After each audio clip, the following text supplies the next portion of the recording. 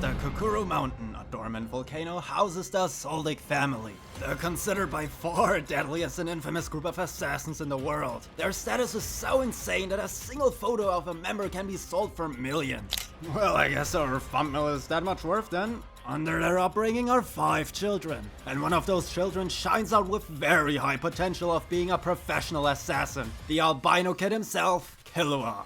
To fully exploit his potential, he underwent, like the others, direly extreme training, which was filled with torture. Like electrocution or large amounts of poison injections.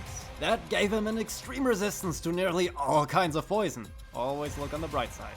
This slowly formed him into a master at hand-to-hand combat and stealth. Frankly, one of the most lethal killers the world may ever experience. But also to a rebel. I mean, no duh. All this assassinating he has been doing since he was free was kinda getting annoying for him, as his desire for having friends was to his family.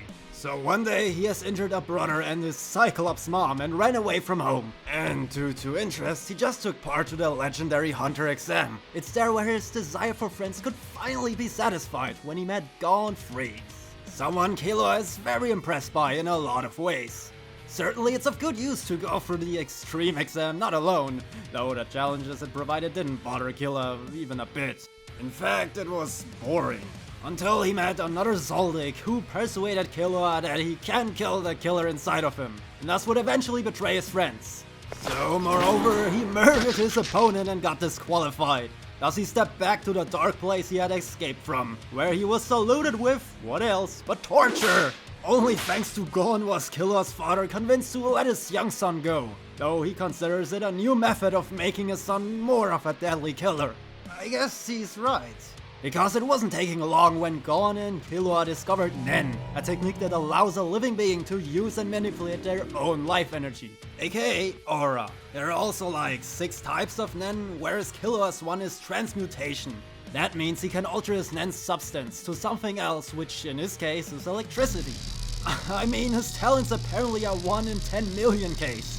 With that, he can transform his entire aura into electricity, and thus become practically a living cut cable. He can use the Thunder Palm or a Thunderbolt, which has to be super effective. Speaking of electric type stuff, my oven was. Well, anyway, come back in a few days when the full episode will air where Killua will fight Akame.